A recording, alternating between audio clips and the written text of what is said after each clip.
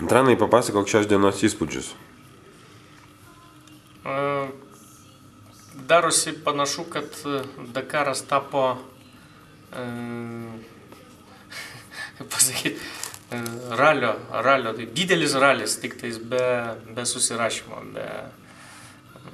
be scenogramų. Nes, iš tikrųjų, kol kas visos dienos labai greitos, labai ralinės ir kartais net tikrai atrodo, kad galėtum su kokiu Golfu ar Subaru ar Evolutionu prapūsti tos greičio ruožus ir būtų dar geresnis laikas.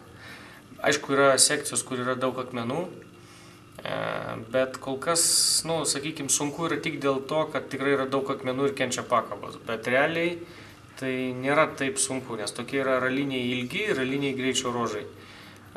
Pasigestų kol kas kopų, pasigestų navigacinių greičio ruožų, to, ko paprastai Dakare visada būdavo daug. Bet panašu, kad viskas prasidės rytoj ir mes išlaukiam, tikimės, kad rytoj mums seksis jau geriau.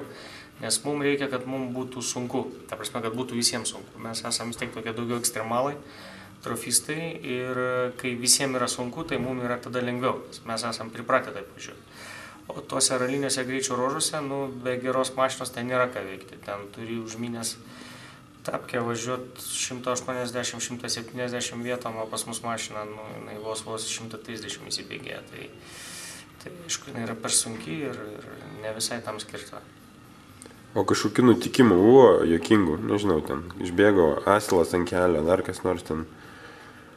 Atvirai ne, pas mus šiandien nieks ant kelio neišbėgo. Būna kažkokių žvėrelių išlėkė, žinai, bet ne, pas mus viskas labai tvarkingai, sklandžiai, jokių bėdų. Automobilio būklė? Automobilio būklė, aš aišku, sužinosiu rytoj šito, kai mechanikai pabaigs darbus, bet tai, ką žinau iš pirmos valandos, tai kad automobilis kaip ir kiekvieną dieną yra būklei pakankamai padorioj. Tai ta prasme, nėra labai rimtų darbų, tokių smulkių darbų sąrašas jisai būna visada nemažas, bet nieko svarbaus, nieko to, kas mus, sakysim, gal liūdintų, tai kol kas, kaip sakyti, nėra. Žinai. Viskas yra gerai, automobilis laiko, mes jį saugom. Klausimas, dabar labai sakau, ruošiamės rytdienos dienai, nes bus ir karšta, ir bus ir kopų gale, tai, žodžiu, bus vėl miksas toksai, bet jau miksas, kuris jau yra svarbus, nes bus pradžioje akmenys, o paskui bus kopos gale. Tai pradžioje turi važiuoti su kietom padangom, paskui turi pasiruošti jau atakuoti kopas. Manau, kad bus rytoj linksma diena ir jinai tikrai visas kortas permaišys iš naujo. Jeigu iki šiol viskas taip yra labai susigulėję ir plius minus visi važiuoja savo tempu, kiek gali, tai rytoj tikrai pamatysim stipriai permaišytas visas kortas.